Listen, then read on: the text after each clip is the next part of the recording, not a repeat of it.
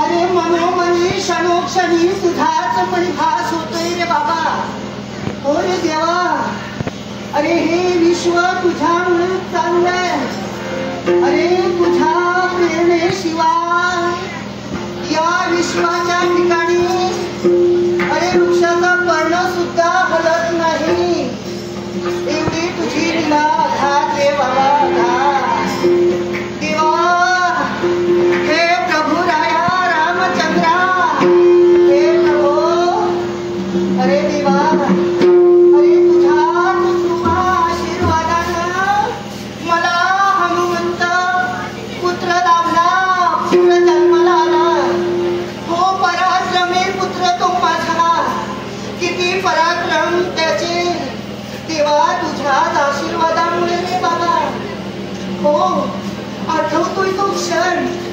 हो तर अरे त्या क्षणाची आठवण जरी झाली ना मला, तर देवा परमेश्वरा साक्षात श्रीरामा तुझं ते सगुण रूप माझ्या नेत्रासमोरच उभं राहतं रे बाबा. हो रे श्रीरामा प्रभुराया. तो क्षण कोणता असेल तर हनुमंतानं माझ्या पुत्रानं मला एक दिवस विचारलं, एक प्रश्न केला. आणि तो प्रश्न कोणता असेल तर आई माझा या विश्वाच्या ठिकाणी गुरु कोण, या विश्वाच्या ठिकाणी देव कोण माझा. त्यावेळी सहज माझ्या मुखातून शब्द निघाला. होता सहज निघाला. देवा तुझ्याच प्रेरणेने तो शब्द आला.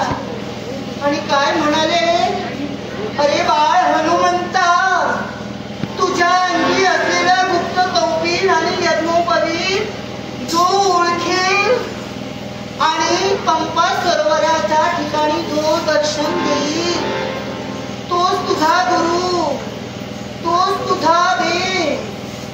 हो प्रभूने माझे शब्द ऐकले आणि काय म्हणावं तसंच घडलं. आणि काय घडलं तर माझ्या देवानं पंपा सरोवराच्या ठिकाणी माझ्या हनुमंताला पुत्राला दर्शन दिलं. एवढंच नव्हे तर यज्ञोपवीत आणि गुप्त कौपीन तुझ्या अंगी आहे हे त्याला सांगितलं. हो तर त्याच वेळी माझ्या राघवाची आणि माझ्या पुत्राची रामाची आणि माझा पुत्र हनुमंत श्रीरामाचा दास झाला, श्रीरामाच्या चरणाचा दास झाला.